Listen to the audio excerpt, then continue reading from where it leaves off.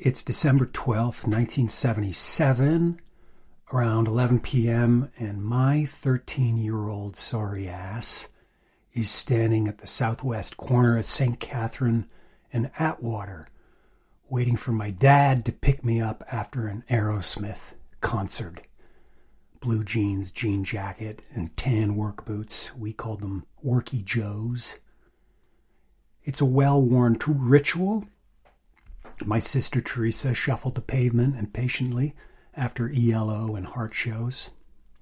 If the encore ended early, you might grab the cheapest thing on the menu at the new McDonald's, which was kitty-cornered from the Montreal Forum. You sit in the dining area with all the other kids waiting for their parents. The air is thick with cigarette smoke. You're sitting there trying to make a Christmas ornament out of one of the tin ashtrays. If he's late, you might drop a dime in the payphone on the corner. One thing's certain. He was going to make you wait. He wasn't going to drive around Cabot Square 4 or 5 times. A stranger asks you for a cigarette, but you know that's not what he's asking for. You offer him one, then you quickly shuffle down the corner. Finally, you recognize his head silhouetted above the steering wheel. You trudge through the slush into the car, right on Atwater, then the Ville Marie Expressway to Décarie to the 401, take the Sources Boulevard exit, and you're back in the safe arms of the suburbs.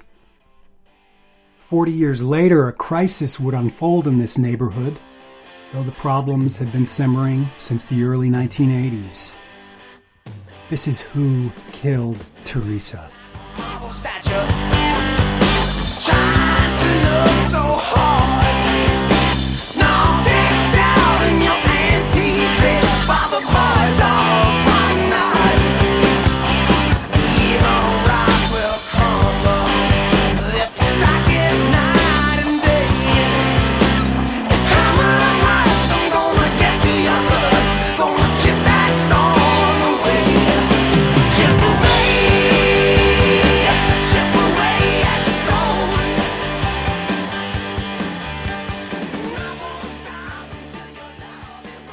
About midway through doing the Teresa Martin piece, I was contacted by somebody who worked at one of the homeless shelters in Montreal, asking if I would do more podcasts featuring Indigenous stories, Native stories. I think they were particularly attracted because I think in the 3rd episode, I had mentioned the case of Claudia Beauvais, the 22-year-old First Nations woman from Kahnawake whose body was found on the Douglas Psychiatric Institute grounds in Verdun in 1969, which I think they were intrigued by that. And wanted to know what else I had, and I explained I'll explain here. Without trying to turn it into a thing, I try to tell those stories when I can. We did a podcast on the Val d'Or situation, but the fact of the matter is that as you would imagine, it's hard to find information. There's not a lot of reporting on those things, so it's very difficult to find source information. So that's my only reluctance, is there's nothing to talk about. But nevertheless, as I explained to them, if a story is intriguing and it hooks me, then I'm going to tell it. And what they wanted me to feature was something quite contemporary, and that's the disappearance and murders of Indigenous women, particularly Inuit women in downtown Montreal, and that this was occurring in the last, as I say, it's sort of developed in the 80s, but it had reached a nexus in the last 4 or 5 years. And again, I sort of said that's not really my sweet spot. Talking about contemporary stuff, I tend to gravitate to the historical, because without new information, all you're doing is reporting on the reporting, and I really hate that kind of story. But they were persistent, and I was intrigued by the stories that they shared. So I agreed to do it. And thematically, I mean, I sort of alluded to this last time. Does this tie in? Yeah, if you stick around, there's going to be a grand design to everything we talk about in the next 6 months. The other thing, of course, they asked me was Teresa native? My sister, was she native? And not that would matter one way or another. Well, it would matter, but it wouldn't affect my reporting. But no, Teresa's not First Nations. Pretty Irish and French off the boat in 1660s in Quebec City. And but for one generation that spent time in Ontario, and then hopped over back to Quebec, pretty Quebecois, pretty much as French as you can get, to tell you the truth. All of that is to say, today I'm gonna talk about this story that was brought to me, and more often than not, I get ideas from people who bring the idea to me. Heck, Teresa Martin, the '69 murder of Teresa Martin, was little more than a postage stamp article in the Gazette when it started, and that turned out to be 9 parts. So this will not be 9 parts, but nevertheless, we're going to tell it. One of the first to report on this ongoing crisis in downtown Montreal was a Gazette reporter, Christopher Curtis. On August 29th, 2017, the body of Siasi Tuligak was found hanging from the small balcony of a Chamedy Street apartment. Within 24 hours, Sharon Barron's body was found hanging in a closet inside her apartment in Dorval. In both cases, the Montreal police considered the deaths of the 2 Inuit women as suicides.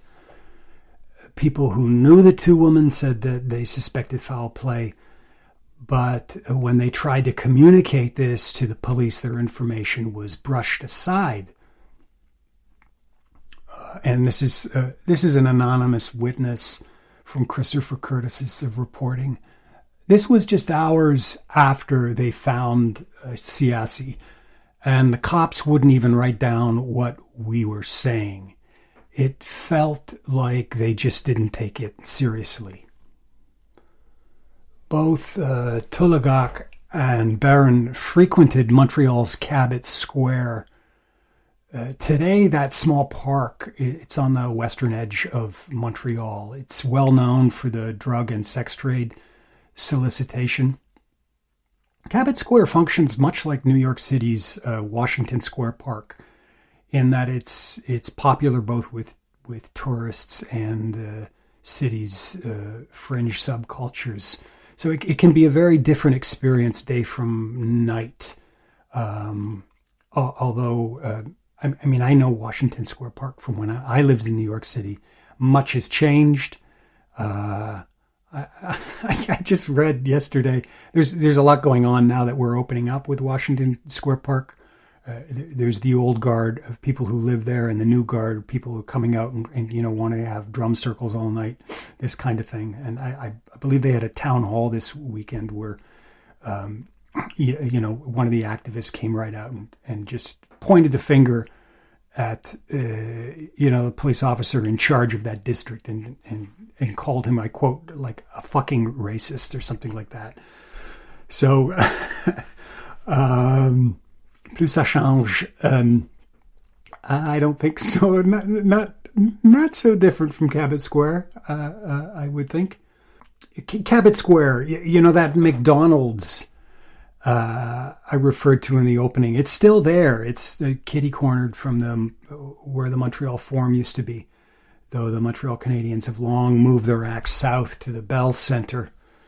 After a brief stint it was a Japanese restaurant for a while, and then that McDonald's building became the Resilience Day Shelter. It's been the main refuge for the neighborhood's urban poor since Open Door moved their ministry from the St. Stephen's Anglican Church just south of the square to the McGill Ghetto east of the city. And since that move, that Open Door moved in 2018, and according to Resilience's, the other shelter's website, quote, 14 people have died, mostly Indigenous women, end quote, from the Cabot Square area. Turning back to the deaths of the two women, two sources said they were with Siasi Tuligak in the early morning hours before she died, and they were with her in the lobby of an apartment building on Rue Saint-Marc, a couple of blocks from the square. Around 4 a.m., they say they observed the 27-year-old leaving the building with a man in his 30s. I smoke crack cocaine and I drink, but the night I was sober, and I'm telling you, she left with that man. The Montreal Police's Aboriginal liaison officer insisted that investigators have done the legwork on this. They've looked at all the information that was gathered. Siasi and Sharon both came to the city of Montreal from Quebec's northern regions, spending years drifting in and out of any number of the city's shelters. In 2017, David Chapman was running the Open Door shelter, it was still located near Cabot Square. And Chapman was well acquainted with both women. And he says, these were women who came to Montreal in search of a better life, having seen more than a person should see in their youth. What they found when they got here was people looking to take advantage of them. One definite problem is that, particularly young Inuit women, they don't have confidence in the police. You come to Montreal and there's this dynamic of anonymity, right? And it takes a while to adapt to that and to get used to the fact that there are people who will be very intentional in taking advantage of you, that at a level that they would not experience in a small northern community. And so for sure, the young Inuit women are targeted. Just the other day, 3 young Inuit women who just graduated high school came by, and they were visiting a friend who was sleeping here at the center during the day with a drug problem. And this was their first night in Montreal, and they were going to go out and have some drinks together. And I remember one of my workers who just couldn't help himself came running up and just said, you want to get out of here. Just don't be around here. This is, basically there are people who will be looking for you. And so run while you can. It looks friendly and safe, but it's not, and so get out. The problem is that message is usually not really heard. That was David Chapman from the Open Door shelter in Montreal. Chapman had stated that he would often drive Open Door clients directly to the Montreal airport and put them on a plane back to their northern villages, a one-way ticket being a cheaper and more efficient intervention to get these women off the street and out of life-threatening situations involving drugs and sex trafficking. Although that in itself was a difficult undertaking, even to get on the plane at that time, I'm sure it's even worse now, you needed two forms of identification. And for people on the street, having two forms of identification is a monumentous task. It can take up to, saying it would take 2 weeks is generous, and 2 weeks to a homeless individual is a lifetime. Asking them to, sustain and wait for that amount of time. According to recent statistics, which are not so recent, I think these are from 2016, but such is the nature of statistics. Roughly 15% of Montreal's Indigenous community are in need of core housing assistance. I think it hovers around 10 to 15%.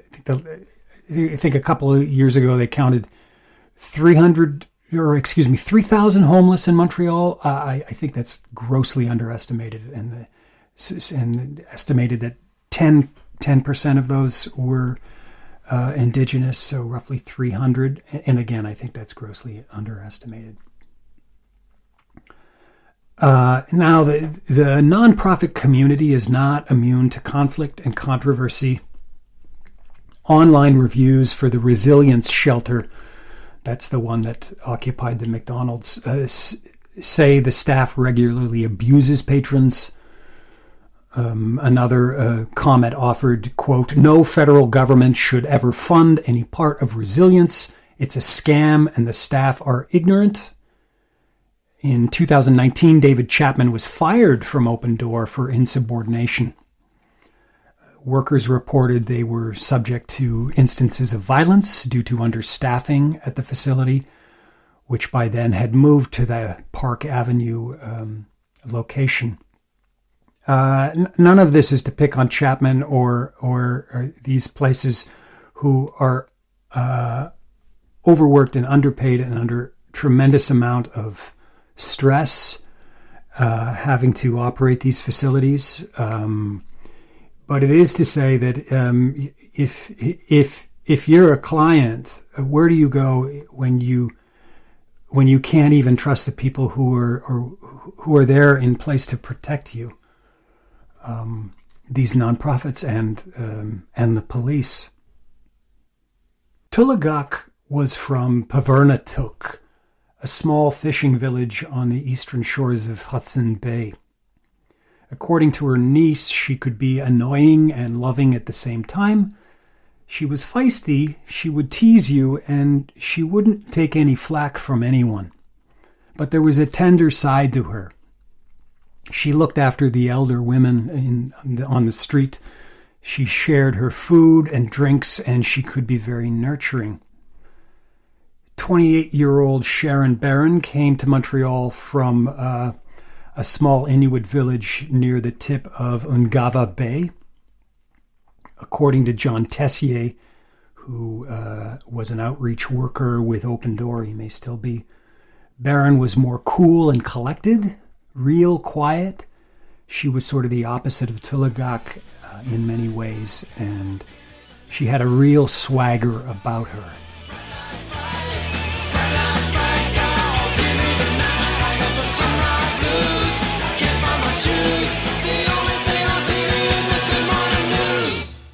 How does someone like Sharon or Siasi end up on the streets?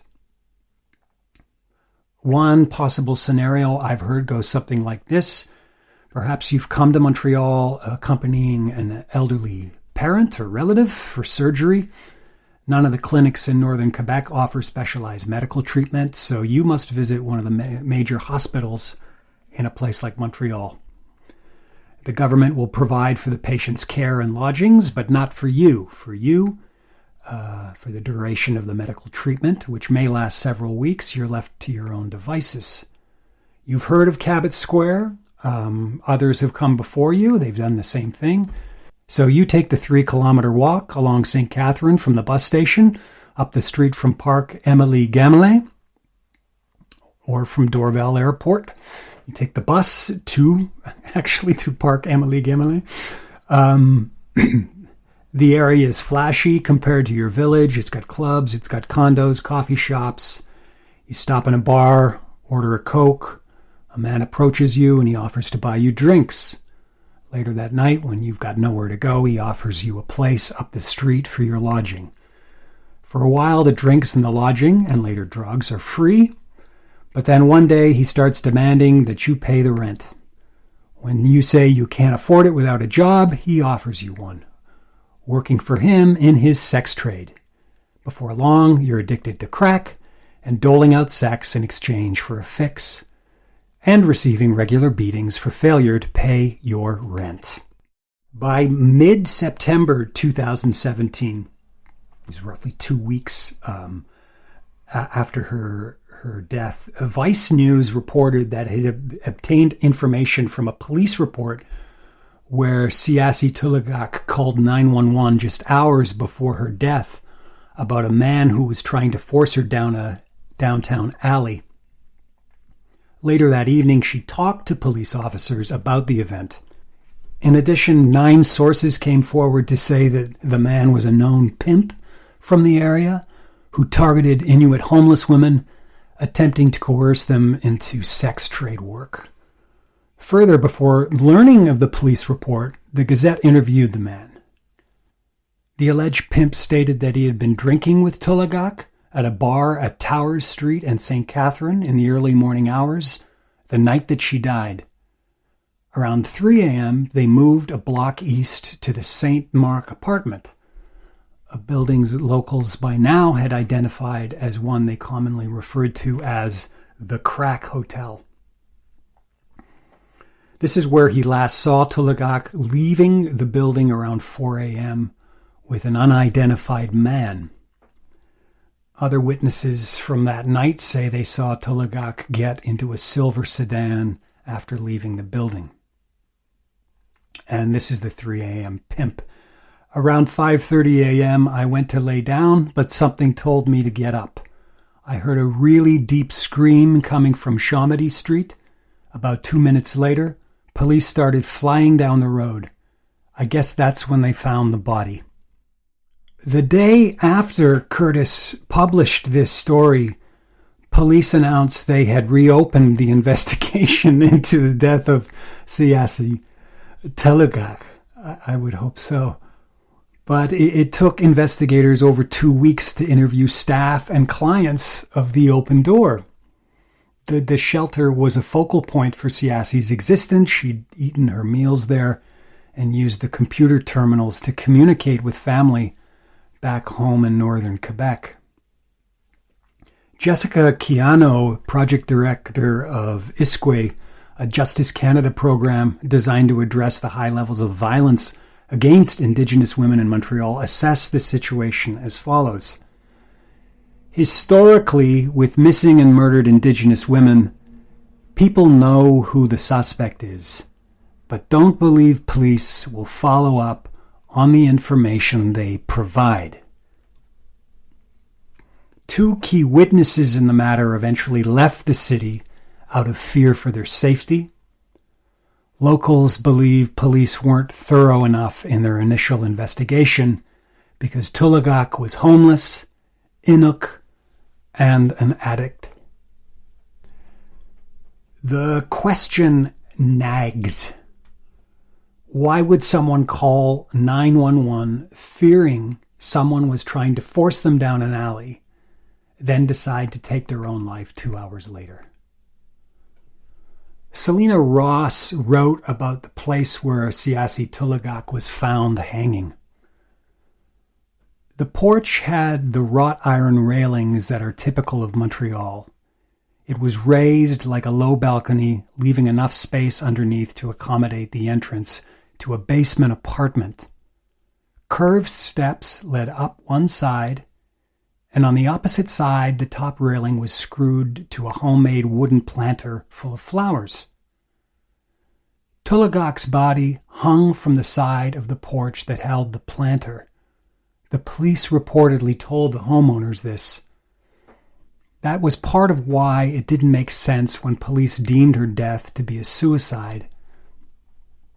That's from an article branded How Inuit Women in Montreal End Up on the Street or Dead in the National Observer by Selena Ross. You should look it up. I've linked it on the website, which is theresaallore.com, TheresaAllore.com. Look up Christopher Curtis, too.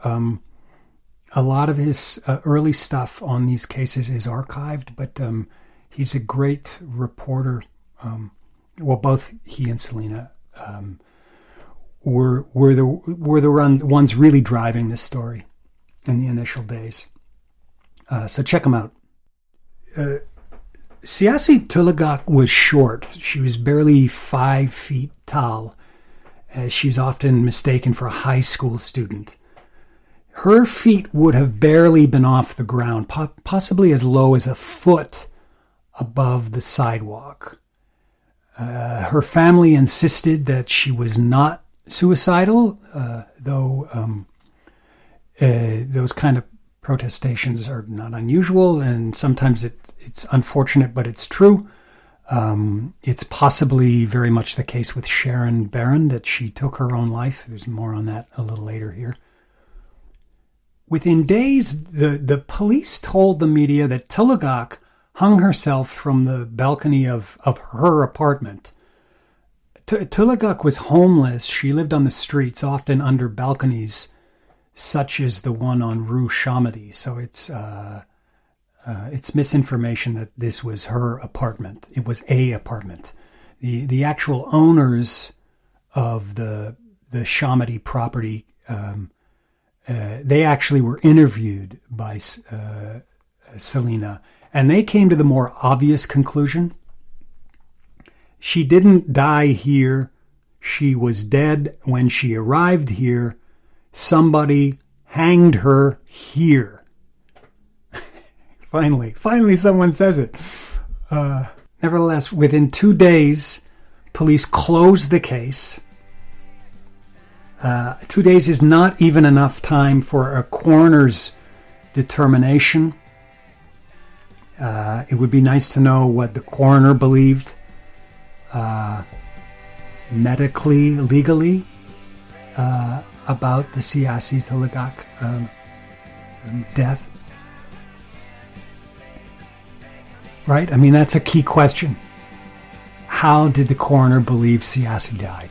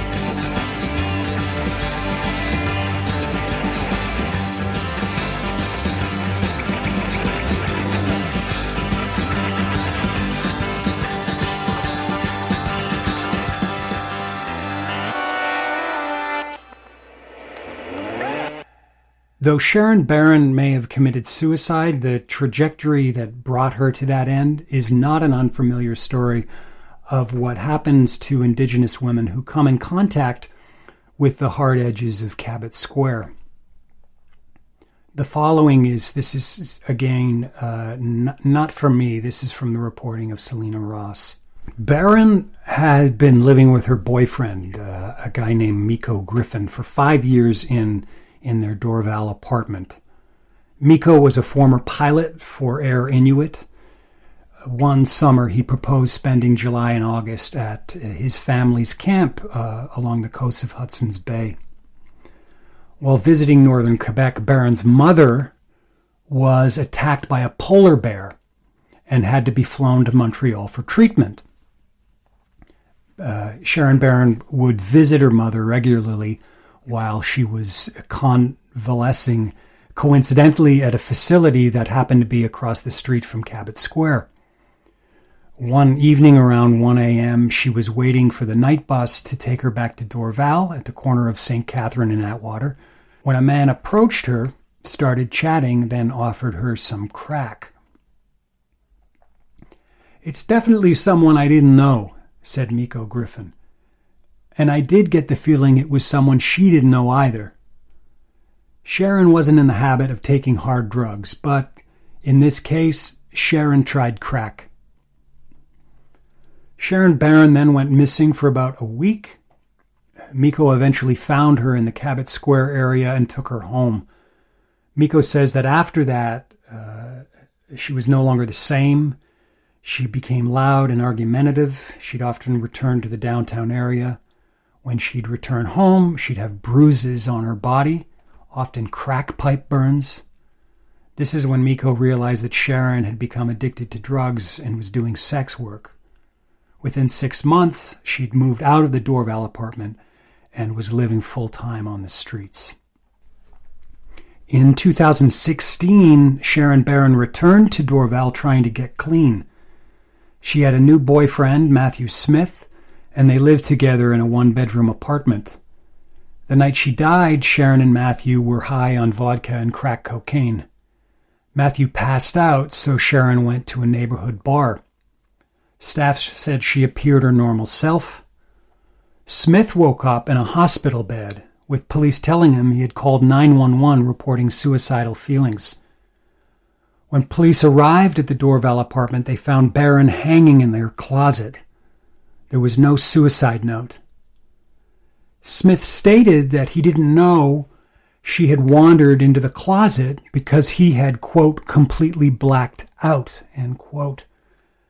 He said he had no doubt that Barron committed suicide, though exactly what the coroner determined was not known at the time that Selena Ross filed her story.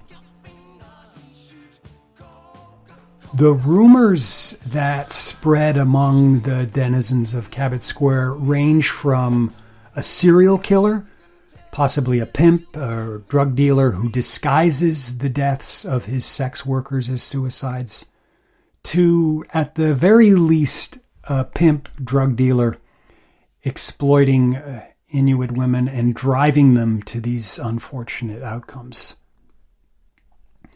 That man who heard the screaming from Rue Chamedy at 5:30 a.m., allegedly Siassi's own pimp, we later learn, was asked if he could remember any similar cases from this area.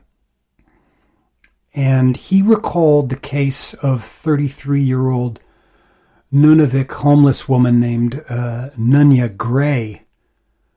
Gray was found years earlier, on November 3rd, 2011, hanging in the bathroom of a crack house on Atwater Street. Again, there was no suicide note. The body was in such an advanced state of decomposition that the death was again quickly ruled a suicide, in this case by the coroner as well. And like Sharon Barron, Gray had come to Montreal to accompany a relative during a medical procedure. According to John Tessier, that outreach worker with the Open Door Shelter, Gray had been part of the same group that Tulagak would later join with the same pimp. Tessier elaborated, "He's been in this area for 20 years and he's been doing the same thing for 20 years. Basically corralling young Inuit to do whatever it is they do to help them to get high." This pimp would regularly brand his property. His trademark burn was 2 lines from a crack pipe, often on the victim's arm as a kind of tattooing. The man's court records included at least 2 charges for assault with a weapon and 1 for conspiracy to commit murder. However, in developing this profile, it's important not to become too attached to any one individual. People from the area described 2 or 3 men who worked the Cabot Square neighborhood, singling out Inuit women. None of these men were Inuk. So returning to the pimp that Selena Ross talked to, I ask myself, in the matter of Nunya Gray, is Tulagak's pimp basically laying out a confession in describing this? Is this kind of like a roadmap for his own actions? You get the feeling that this pimp is deliberately taunting reporters like Selena Ross because he knows there's no evidence, and he knows the Montreal police really won't make the effort to pursue justice. I exchanged messages with Ross about that interview, and she said, "I didn't trust pretty much anything I heard from the pimp. I presented it at face value, and I don't have much new to say about those particular cases 4 years later. But there have been some related violent episodes downtown since then, which was really depressing to hear, since it seemed not much is changing." As we said, the police were quickly rushing to a verdict of suicide because that's the easiest outcome to manage. Maybe it is suicide. Maybe these women, displaced from their homes, reach a point of despair. They miss their families. They miss their culture. So they do what they've heard others have done in the past, and they take their own lives. Or maybe it's someone taking advantage of this cultural phenomena and masking murder as suicide. As Jessica Keano of the Native Women's Shelter offered about Tulagak's death, "I don't think it was anything like some serial killer with an elaborate plan. I think it's just really easy."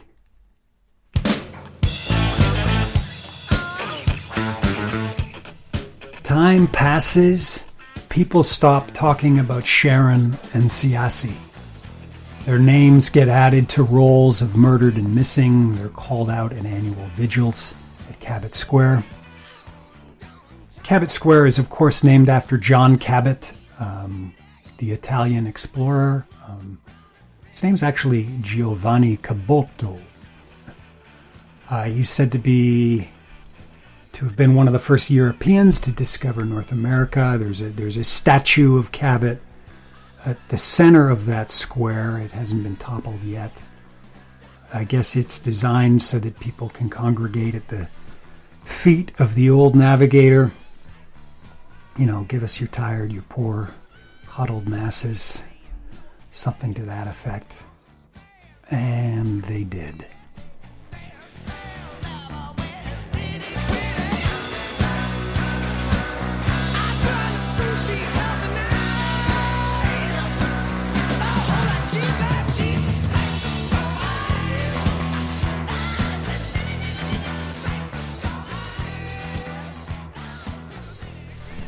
Last year, Christopher Curtis left Post Media. He left the Montreal Gazette.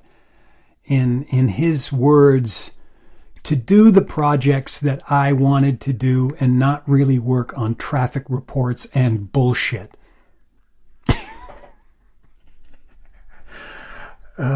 Boy, kindred spirit there, Christopher Curtis.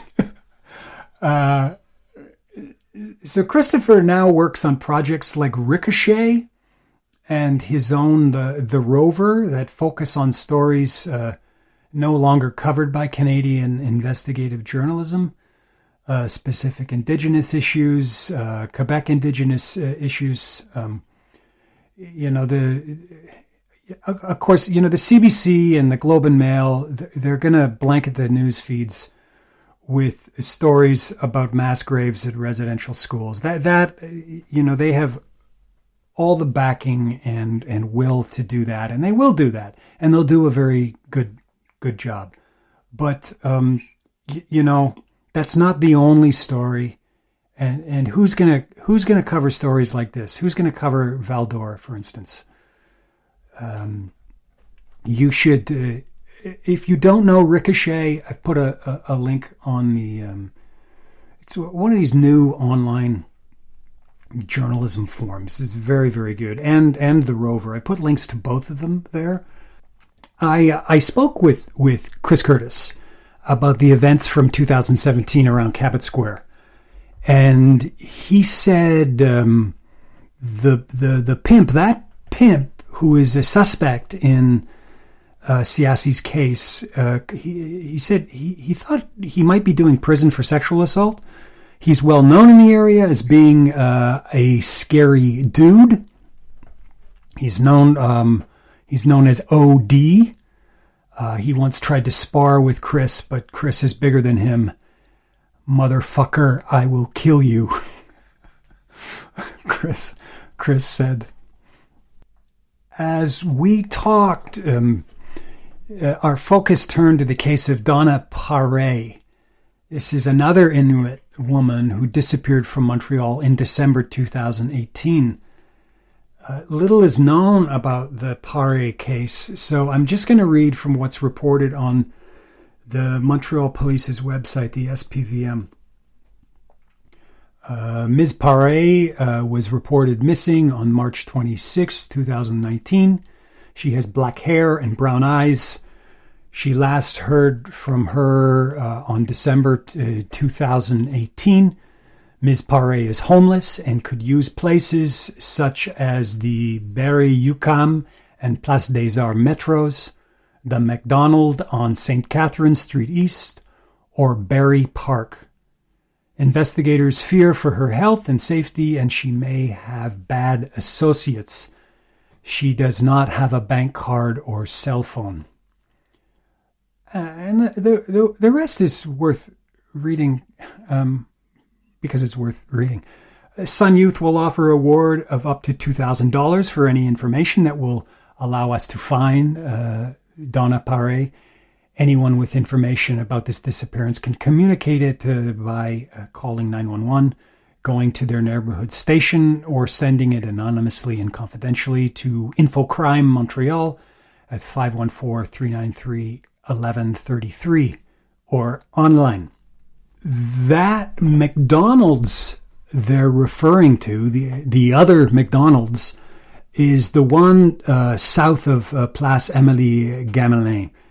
And I'm well familiar with that area. Banque, Montreal's major library, is located just north of the Émilie Gamelin Park. So I spend a lot of my time when I'm in Montreal in that area doing research. In fact, the sound you hear at the beginning of the Francine Da Silva podcast, and I've linked it here. Anyway, Francine Da Silva. The sound you hear at the beginning of the podcast, that's the sound of the metal rigging hitting the side of a flag banner pole outside that McDonald's. I had supper 2 times at that McDonald's over a long weekend. No, I didn't go to the Gilded Truffle or anything like that. You know, look, when I'm in Montreal, I go where the cops go, right? I go where the people hang out. And I get 2 quarter pounders with cheese, right? Thank you very much. No, that's what I did. I don't want to go to some fancy restaurant. Okay, I've been to Joe Beef. All right, I'm going to cop to that. But normally it's, it's where the police and the cast of the Iceman cometh hang out. That's where I go in Montreal. And this is true. When I left that McDonald's around dusk, I tried to snap a picture of a girl and her pimp, and this guy, he nearly took my head off. And as Christopher Curtis told me, these are his words: if Paré was hanging around Émilie Gamelin, that's heroin. If she went missing, you have to assume she's dead. And then he elaborated some, and I'm going to play this from Christopher Curtis for our conversation. I remember just being shocked at how quickly that went away. Yes. And by that point, I was losing a lot of that free time that I used to have in the newsroom to look into these kinds of things. So I didn't follow up as much as I could have or would have wanted to. But and I'm kind of still kicking myself about that. But if she was hanging around Emily Gamelin, like that's heroin. That's a lot. Both scenes are tough. Like the West End is tough.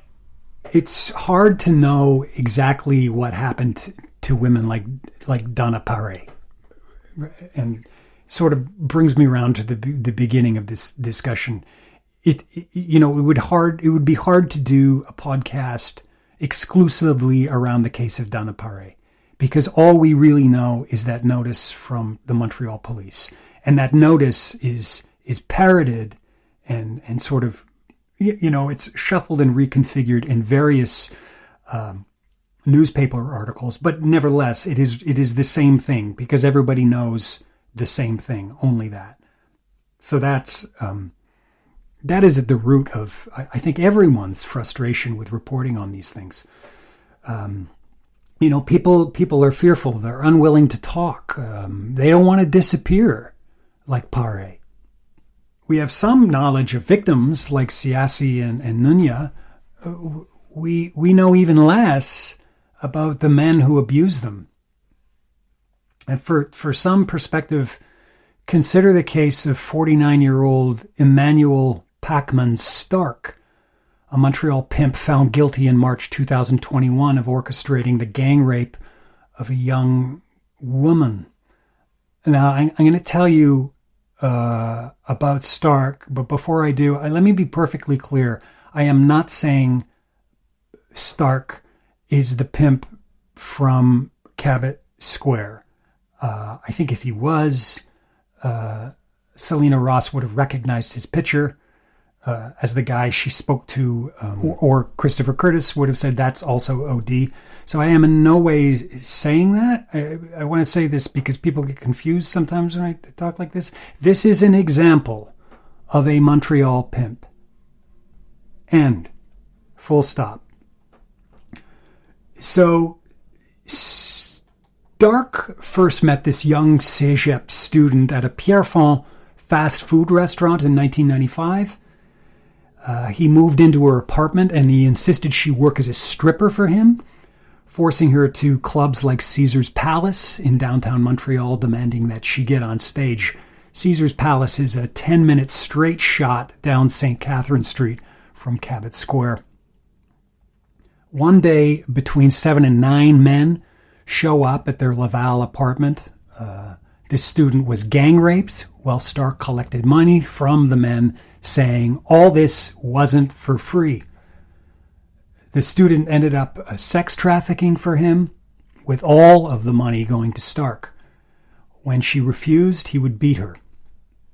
The woman only escaped when one time Stark beat her so badly she ended up in the Sacré-Cœur hospital.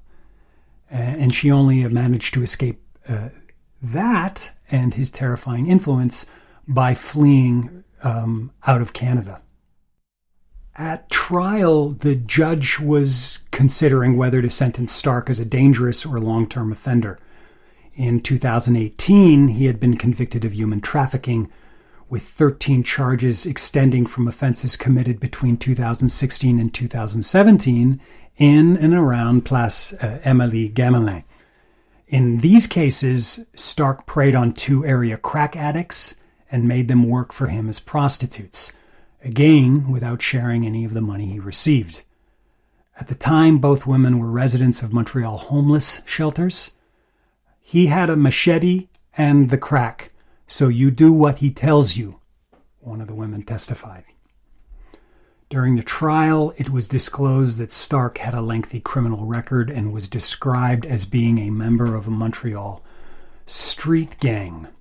A couple of years ago, Frontline, PBS Frontline, did a great profile on the sex trade, I believe in the Phoenix, Arizona area.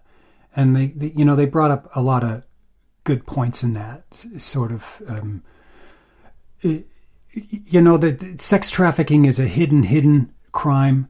It's unique in that, even the Johns, everyone wants to remain anonymous. Certainly the pimp, certainly the girls, and certainly the Johns, right?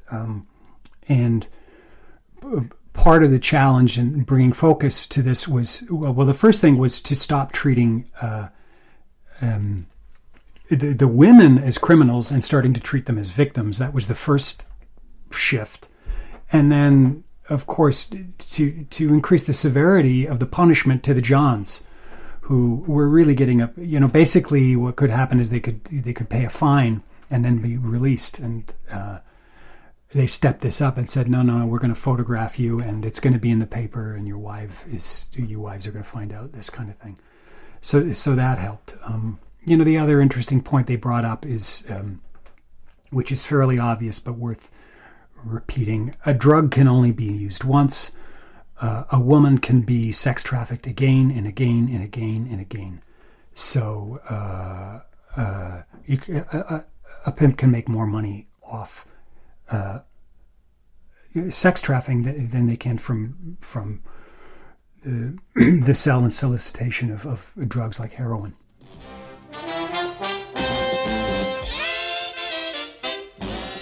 The coroner reports. The coroner reports. As I mentioned earlier, it would be nice if someone went back and found out what the coroner had to say about these cases. Well, someone did. Me. Sharon Barron's coroner's report provides the following circumstances of her death. On the evening of August 29th, 2017, Barron and her partner, Matthew Smith, consumed alcohol and street drugs, quote, crack. They arrived together at their Dorval apartment at 11:10 p.m. Smith was so intoxicated he could not remember what happened next. The apartment entrance surveillance camera captured Barron leaving the building around 12:44 a.m.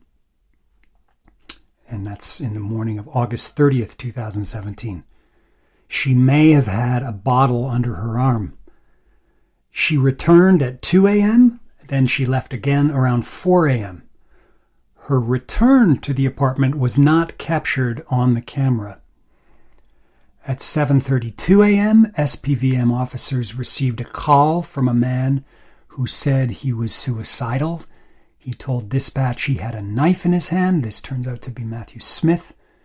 After police and paramedics arrive and manage to get Smith under control, police searched the home and they discovered Sharon Barron semi-seated, curled up on the floor of the wardrobe of the bedroom. In trying to extricate her from the closet, police found that she had been hanged. After unhooking her from the closet, paramedics attempted cardiopulmonary resuscitation, and an ambulance was called around 7:38 a.m. During this time, Sharon Barron showed no rigidity and her skin was still warm.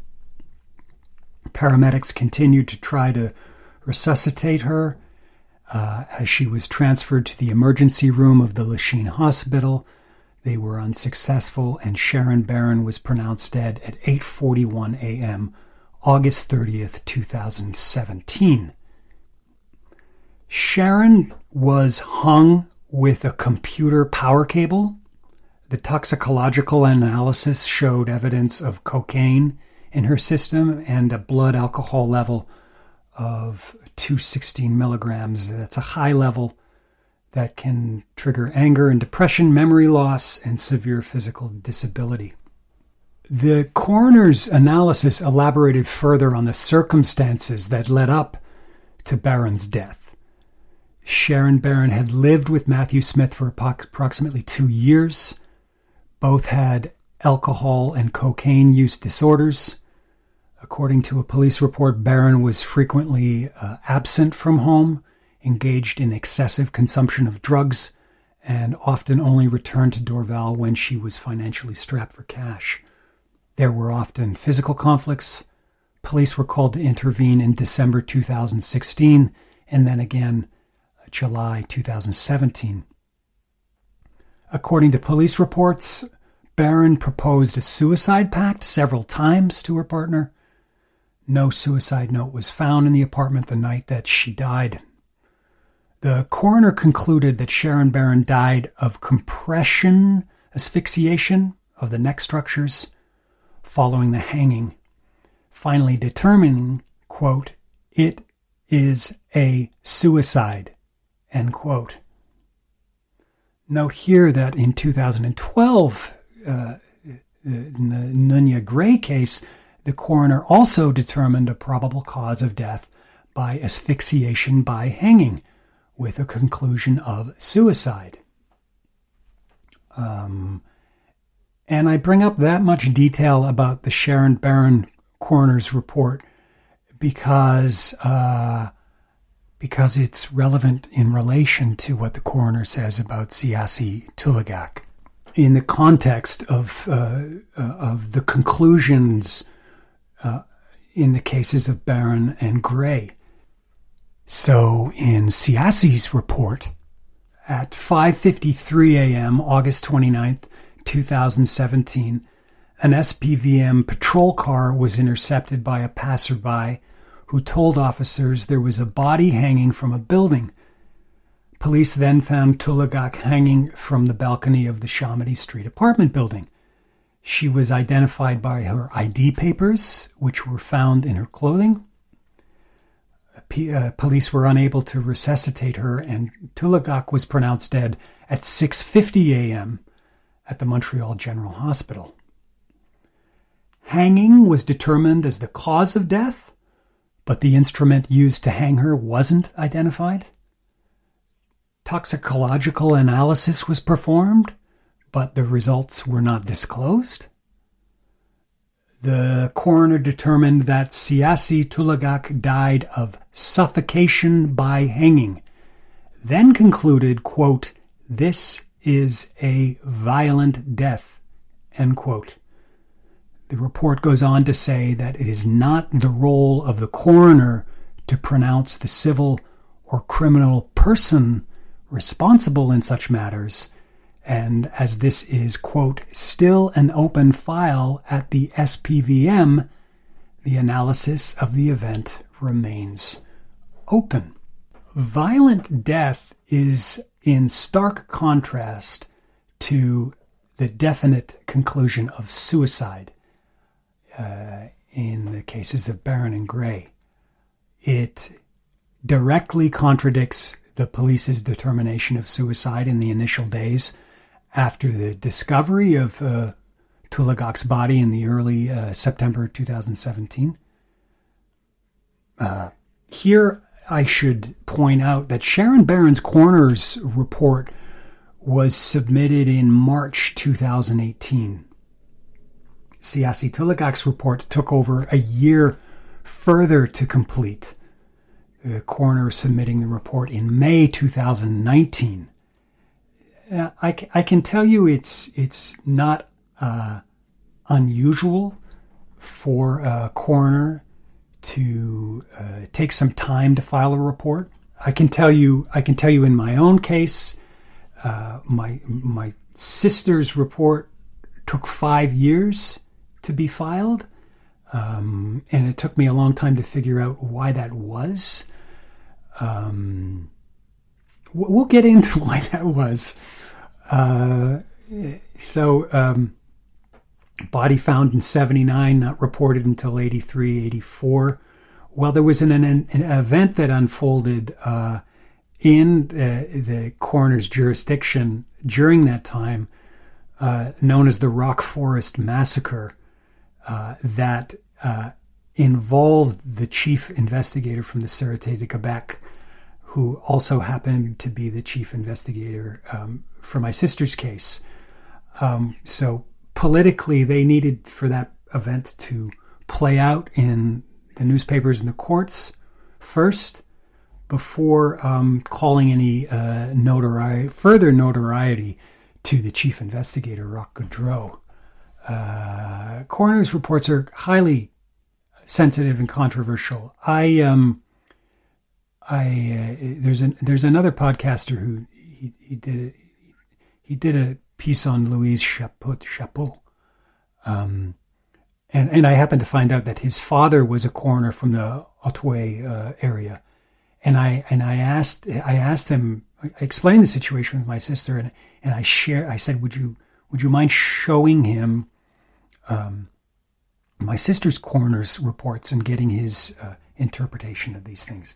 And he said, of course, no, not a problem, I'll do that. And so I shared the documents to this guy, this podcaster, and I never heard from him again. It's like, boom. It's like, hey, what did your dad say? Nothing. Silence. Stone silence. So these things are controversial, without a doubt.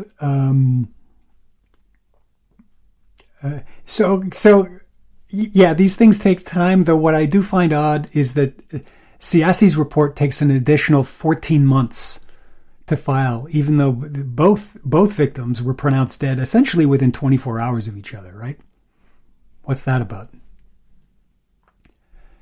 When I contacted the Montreal police to give me an update on Siassi's investigation, given this news, given that it's like, oh, whoops, everybody fucked off and started reporting exclusively about traffic jams and COVID. And lo and behold, during this period, a coroner's determination gets snuck out. And it's like, okay, would you care to comment on the fact that this is conclusively not suicide? That the coroner has very clearly handed the matter back into your hands, SPVM. And I was told, quote, unfortunately, I can't give you any information concerning this case. When I pressed, I was told to file an access to information request. So no free flowing of information here. And I did that. I filed the report, the report, or the Freedom of Information Act request. And I will be reporting out on the SPVM's response as soon as I get one. I'm not holding my breath. It's hard to mask your frustration with these things. I clearly can't. The election of a new prime minister, Justin Trudeau, in 2015, and then the long build up to the 2019 publication of the report, Canada's National Inquiry into Missing and Murdered Indigenous Women and Girls. These were kind of moments of failed promises, kind of, for Canada's Indigenous peoples, for all Canadians, really. Add to that the long history of abuses suffered by Indigenous women in Val-d'Or. I've spoken about this several times, at the hands of the Sûreté de Québec, and the 2019 Viens Commission report that came out of that crisis. This is all painful, embarrassing reminders of injustice. So add to that, in 2020, Quebec's Premier, François Legault, appointed a former Montreal police officer, Ian Lafrenière, to take over the province's Ministry of Indigenous Affairs. Nagusset is the executive director of the Native Women's Shelter of Montreal, and she joins me now. Nagusset, welcome to Power Play. It's good to see you. When you heard the Premier announcing Mr. Lafrenière would become Quebec's new Indigenous Affairs Minister, what was your immediate reaction? Shock. I was just shocked. I almost thought it was a joke, right? The thing is that, here in Montreal, and working with the SPVM, we've had a very fragile, broken relationship. So I immediately thought of all the people who have been coming forward to talk about the different abuses that have happened from the police, how many times we've gone to the table and tried to make a better working relationship. And then to hear that they appointed Ian Lafreniere as Indigenous Services, whatever his title is, very, very, very shocked. That's Naguset of Montreal's Native Women's Shelter. About the Montreal Police Force, the SPVM, Christopher Curtis had this to say. They have a low clearance rate. They're fucking lazy. Yeah. They're super racist. Yeah. They all live in the fucking suburbs. Yeah. They're really rough. I mean, when I was covering something, I got knocked out by a cop once. That was something. Are you serious? Just out of nowhere. Yeah, he just cold cocked me in the face, and I was covering a protest. I clearly identified as a journalist. I had a camera. I guess I didn't move fast enough, and he just fucking smacked me. And he didn't knock me down, so he smacked me again because he was a little guy. I guess he had his shield and his baton. Jesus. Fucking jerk. Jesus. What No. do you do? I would want to smack my face too, though. So I get it. Putting Ian Lafreniere in charge of Indigenous affairs isn't just a case of placing a wolf in the fold. It's leaving the wolf with the keys at the entrance of the whole fucking farm. Turning back to where we started, it's 1977. There I am. I'm standing across from Cabot Square. Was that a there but the grace of God moment for me? Not even close. A whole lot of advantage put me on that same street corner Sharon Barron would face decades later. I had a dad with a car and a home to go to. That home had a phone to call. When I entered that McDonald's, no one would try to escort me off the premises. I could afford the concert ticket. When I protest and say, yeah, but I paid for that ticket, with money from my Gazette paper route. How did I get that paper route? Why did the Gazette choose to hire me to deliver their papers?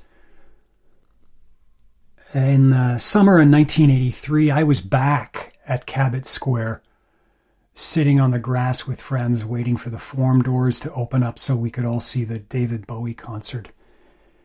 No one harassed us. The police didn't try to escort us from the park. When I get sick, I can go to the doctor. Where I currently live, there's at least a half dozen modern medical facilities, many of them, like Duke, the envy of the nation, within driving distance from my home. I don't have to take a bus or a plane to get there. I don't get attacked by bears. What can you do? Everyone says, I'm sorry, but no one wants to change anything. This is who killed Teresa. I say that and remember that I've never been attacked by a bear. I have been chased by bears. I used to plant trees in northern Ontario for the Eddie Match Company. And encountering a black bear in a windrow was a most unpleasant thing. You'd run your ass back to the white van, just lickety split. That's a lot of information today. We'll probably update on the progression of this later in the summer, into the fall. If you like the podcast, please, I don't know, do whatever you do. Share it on social media, review it. If you go to the website, teresaallure.com, there's all the links are there to podcast platforms like iTunes and Amazon and Spotify, as well as the social media platforms where I most commonly communicate, Instagram and Twitter and Facebook. I don't know. I don't think, you know, there's a lot of words today. I think I'll just leave it at that, and let you stew and think on that a little bit. And with that, I'll sign off. This is Who Killed Teresa. I'm your host, John Elor. Have yourselves a great, great day. I'm traveling in some vehicle. I'm sitting in some cafe. A defector from the petty wars that shall shut love away.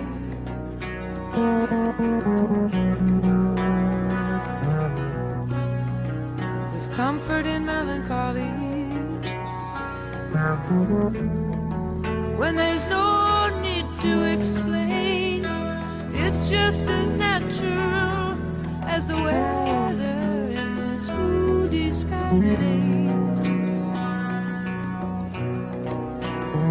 In our possessive coupling, so much could not be expressed. So now I am returning to myself. These things that you and I suppressed, I see something of myself in everyone, just at this moment of the world. The snow gathers like bolts of lace, waltzing on a ballroom girl.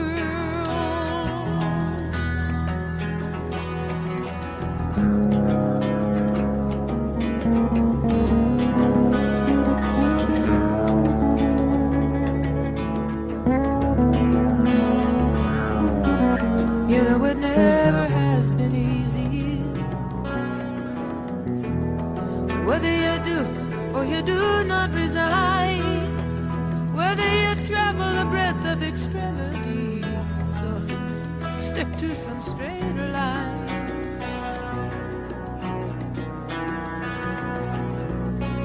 Now here's a man and a woman sitting on a rock. They're either gonna thaw out or freeze. Listen, strains of Benny Goodman coming through the snow and the pine wood trees. I'm porous with travel fever, but you know I'm so glad to be on my own. Still somehow the slightest touch of a stranger can set up trembling in my bones. I know no one's gonna show me everything. We all come and go unknown, each so deep and superficial, between the forceps and the stone.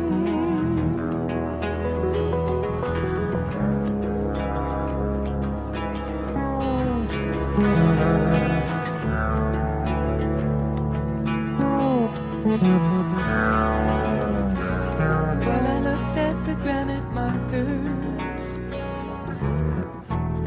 those tributes to finality, to eternity, and then I looked at myself here, chicken scratching for my immortality.